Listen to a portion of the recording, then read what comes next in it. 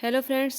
तो अब हम देखते हैं number 4th law, Gay Lussac law of gaseous volume. ठीक है, ये किसने दिया था? 1808 में जोसेफ लुइस गे-लुसाक नाम के साइंटिस्ट ने दिया था। अब इसने इसमें क्या बताया है कि अब तक तो मास की बात हो रही थी, लेकिन इसने क्या किया है, इसने गैस के वॉल्यूम के बारे में बात करी है।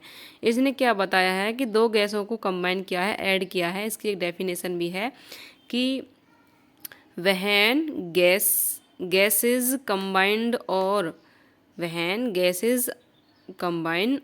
are produced in a chemical reaction, they do show in a simple ratio by volume, provided all gases are at the same temperature and pressure। ठीक है, डेफिनेशन मैंने आपको पढ़ के बता दी है।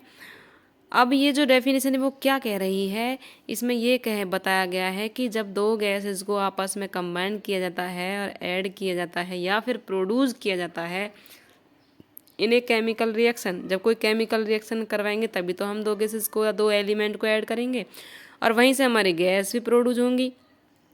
तो यहाँ पे ये बता रहा है कि they do so in simple ratio by volume. यहाँ पर वॉल्यूम लिया है कि उन वॉल्यूम से जो सिंपल रेशियो आएगा, provided all gases are at the same temperature और प्रेशर सेम रहेगा, उसमें जो रेशियो आएगा वो आपका एक जैसे वहाँ पर एक होल नंबर आपका मास निकालने पे आया था, ऐसे यहाँ पर एक सिंपल होल नंबर में आपका रेशियो आना चाहिए। ठीक है, अब हम एग्जाम्पल से देख लेते हैं। जैसे हाइड्रोजन गैस है, ऑक्सीजन गैस है। ठीक है, इन दोनों को कंबाइन करने पे क्या बनता है, हमारा वाटर मिलता है। अब यहाँ पर हाइड्रोजन की क्वांटिटी कितनी है, 100 ml, और ऑक्सीजन की 50 ml, और H2O की कितनी हो गई, 100 ml। ठीक है, ये हमारा एक प्रोडक्ट है, ये हमारा रिएक्टेंट है।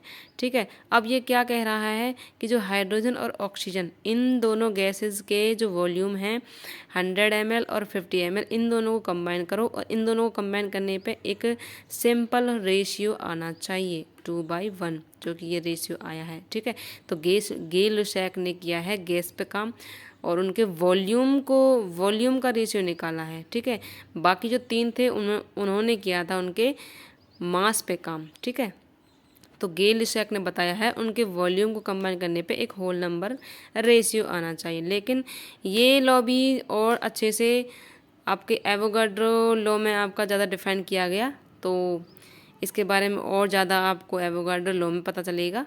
तो ये जो गे-लुसाक लॉ है, जो कि आपका जोसेफ लुइस गे-लुसाक ने दिया था, वो इतना ही है।